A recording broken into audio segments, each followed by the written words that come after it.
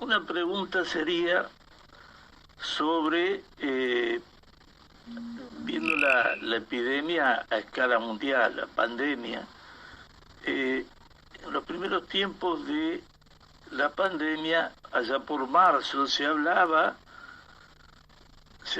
de que esto iba a reproducirse en los años que vienen, que, que estos virus, el coronavirus, mutan, que esto es una mutación de un tipo de virus y que Importante la pregunta. debía prepararse la humanidad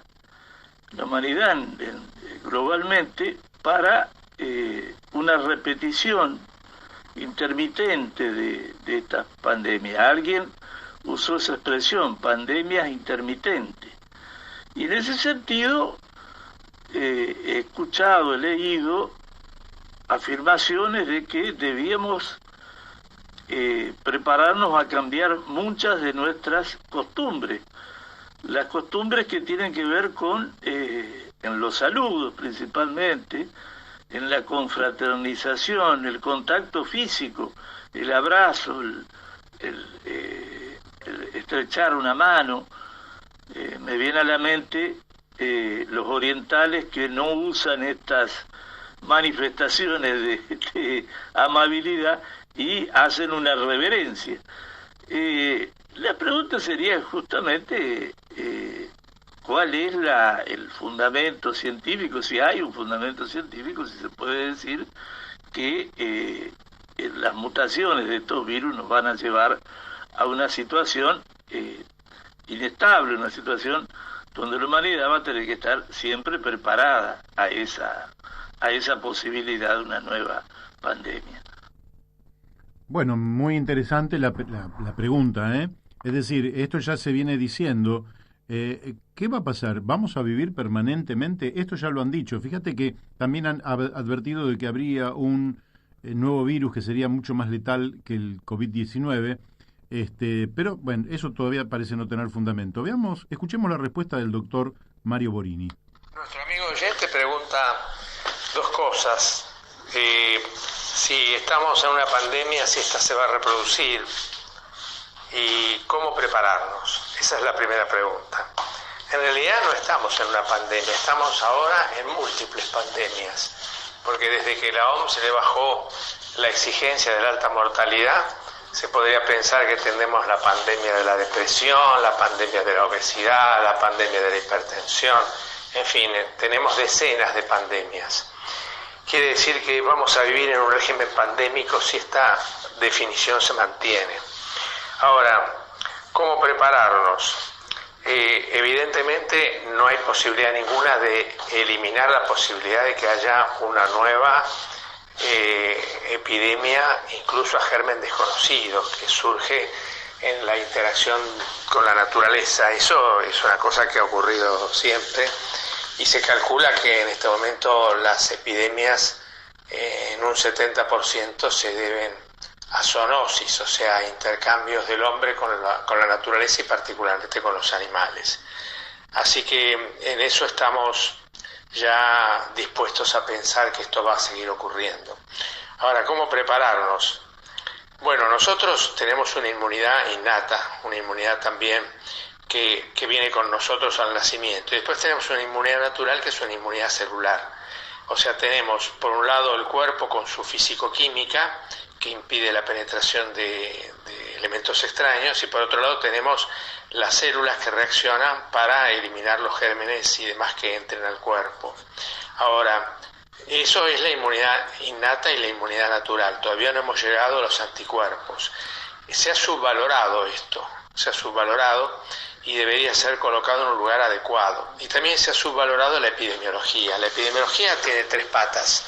Se ve la población, se ve el tiempo y se ve el lugar. Quiere decir que una epidemiología que sea consciente de lo que está pasando puede separar poblaciones, puede separar lugares y puede separar tiempos. Con eso logra administrar el esfuerzo social y el esfuerzo del sistema para controlar mejor la epidemia. Lo que ha sucedido en esta es que se hizo una toma de decisiones en masa, donde el tiempo, el lugar y la población fueron todos encerrados, todos juntos, al mismo tiempo en todos los lugares hubiera o no casos. Eso evidentemente mostró total falta de epidemiología. Y también hemos demostrado que también quemaron los libros de la inmunidad, porque no le dieron bolilla a la inmunidad innata y a la inmunidad natural. ¿Qué hubiera pasado con la inmunidad? Que 40 millones de personas que no estaban susceptibles o poco susceptibles, porque eran jóvenes y no era la edad para afectarse con esta enfermedad, hubieran compartido la vida, hubieran adquirido inmunidad y hubieran preparado la salida de los que estaban domiciliados por ser mayores y por ser vulnerables, y cuando salían estos se encontraban con gente que estaba inmunizada y que no las iba a contagiar. Eso se despreció también totalmente. Ahora, también habría que cambiar el régimen de salud y trabajo. Quiere decir, antes una persona resfriada iba a trabajar, esto se tendría que terminar, hay que preservar mejor la salud de los trabajadores y sobre todo los trabajadores de salud, que tienen que estar con elementos de protección personal que aquí han faltado, y ha habido una diseminación entre personal de salud muy importante por desatención del propio sistema, ¿no? Además, no solamente son elementos de protección personal, también es el elemento de la dignidad del trabajador. Acá a los trabajadores se les ha pagado poco, hay 2/3 de trabajadores de la salud que están precarizados. Eso es una vergüenza. Estamos en condiciones de atender una epidemia con gente precarizada. La verdad es que esto es a contrapelo de toda racionalidad. Y los servicios tendrían que tener equidad, o sea, se ha demostrado que los negros en Estados Unidos, que los indoamericanos, que los afroamericanos en Estados Unidos tienen 3 veces más mortalidad o 2 veces más mortalidad que los blancos. Esto en distintos estados. Se ha medido ahí y no se ha medido en otro lado, pero se supone que esto está pasando en todo el mundo. Quiere decir que los servicios son inequitativos. Habría que lograr que esto no vuelva a ocurrir jamás. Y bueno, también habría que evitar que la gente llegue enferma a una próxima epidemia. Para eso tendríamos que aprender a cuidarnos mejor. La diabetes, la obesidad, la hipertensión, las cosas que se sabe que son comorbilidades que ayudan a que uno padezca más si se enferma. Y por supuesto que hay que mantener las medidas habituales de lavado de manos, que vino para instalarse y quedarse para siempre.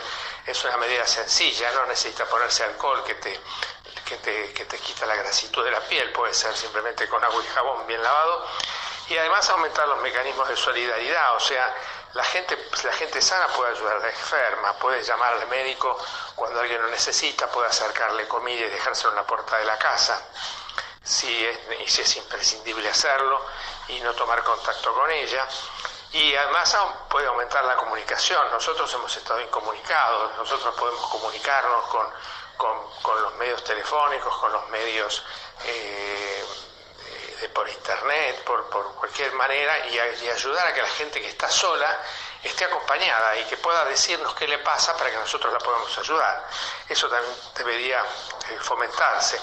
Y debería también ponerse en marcha toda la tecnología de las aplicaciones que se hace por internet o por WhatsApp y con GPS para geolocalizar a los enfermos y a sus contactos y tener mapas de dónde están los problemas y poder actuar. Eso es estar en un estado moderno, en un estado decrépito como este, donde empezamos tarde y encima le quitamos la anonimidad a las aplicaciones de tal manera que la gente se asustó y lo tomó como una intromisión en su vida privada, y hay muchísimas quejas del valor poco ético de hacerlo, ¿no es cierto? Así que bueno, eso sería como para ir preparando lo que puede venir por acá. Un abrazo, muchas gracias. Bueno, eso fue la primera pregunta y la primera respuesta. Creo que no sé cómo nos va a dar el tiempo para la segunda y tercera respuesta. Lo cierto es que tiene una densidad muy grande, ¿no? Es decir, una cantidad de contenido. Me gustaría que me dijeran los que están escuchando en este momento qué es lo que los que tienen WhatsApp, qué es lo que están escuchando, pero vos cómo lo sentís, Daniel. No, como siempre muy muy claro, muy interesante las reflexiones del doctor Mario Borini, y también muy profunda la pregunta de Carlos Godoy, ¿no? Bueno, sí, vamos a la segunda pregunta. Otra pregunta sería, tomando la relación que sería la más precisa, la más absoluta, muertos por millón de habitantes de cada nación, se puede ver disparidad de números, de resultados en este índice. Más o menos los países europeos donde pasó ya la pandemia, donde ya entró en otra etapa, ¿no es cierto? Francia, los grandes países europeos, Francia, el Reino Unido, España, Italia, están alrededor de los 600 muertos por millón. Estados Unidos, que está en pleno proceso, está en 400 muertos más o menos. En el caso de Brasil, está en 300, estamos en dos hemisferios distintos, ¿no es cierto? El caso de Chile está en 237. Pero es llamativo la disparidad, estos números. Bueno, Argentina estaría, yo lo llevo a este número, en 31 y medio. Es decir, hay disparidad dentro del continente que me parece que tiene que ver con las políticas que tomó cada estado. Pero hay una diferencia grande con el continente africano, en el mismo hemisferio. Hay un país, Nigeria, creo que es el país de mayor población, casi 200 millones de habitantes. Tiene 11.400 muertos, 58 sería esta relación, 58 muertos por millón, es decir, mucho más bajo que Brasil. Sudáfrica es otro país que también tiene una relación de muertos por millón bastante baja, 55 por millón, parecida a la de Nigeria. La pregunta sería, aparte de las diferencias en las políticas que adoptaron cada estado, si puede haber alguna otra cuestión. Me refiero principalmente a la posibilidad de una cuestión genética en la explicación de esta disparidad. Y dentro de esta pregunta yo haría también una observación, otra pregunta secundaria a esta, ¿no es cierto?, que es, en Europa hay una diferencia muy grande entre Alemania y el resto de los países europeos en la cantidad de muertos. Entiendo que alguna explicación se ha dado, que ellos han tenido una actitud muy acelerada en las medidas y el tratamiento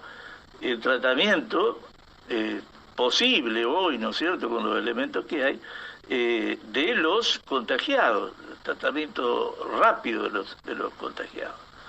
Bueno, esa sería otra pregunta. Bueno, vamos a escuchar la respuesta del doctor. Vamos a contestar la segunda pregunta del amigo oyente, que se refiere a que hay diferencias entre continentes, especialmente con África, y después lo que pasó en Alemania y en Nigeria, particularmente dentro de África. La respuesta con respecto a África parece ser, la mejor respuesta, es que a pesar de que las condiciones socioeconómicas no la favorecerían para una epidemia cualquiera, para esta u otra, lo cierto es que tienen una expectativa de vida mucho más baja. Y lógicamente que si la enfermedad afecta a la gente añosa, los que tengan expectativa de vida más baja tendrán menos mortalidad. Por ejemplo, en el caso de Nigeria, la expectativa de vida de esos 200 millones de habitantes, la expectativa de vida general es de 54 años. Entonces, quiere decir que están preservados de alguna manera de tener mayor mortalidad por ese tema. Y Sudáfrica tiene 64 años de promedio de expectativa de vida. Pensemos que Argentina tiene 77 y Alemania tiene más de 80. Entonces la exposición puede ser la misma, pero la susceptibilidad de la población es mayor cuanto mayor es la edad. En el caso de Alemania resolvieron bastante bien, a pesar de que la edad los exponía con una susceptibilidad mayor a la mortalidad por la epidemia, porque Alemania tiene alrededor de 7 y pico de personal de salud por cada 100 habitantes. Argentina tiene 1,4, o sea que Alemania tiene mucha población que está dedicada a la salud, pero además tiene una distribución territorial de sus servicios muy favorable, y donde hay 20 camas hay una cama de terapia intensiva obligada, cosa que acá no se ve. Quiere decir que un 20avo de las camas son de terapia intensiva, un 5%. Entonces está bastante bien dotada para la epidemia, y con esa distribución territorial que tiene asegura un acceso que otros países no aseguran. Esas serían las respuestas para África y particularmente para Alemania, de cómo se pudo manejar mejor que otros países. Bueno, ¿cuánto aprendemos, no?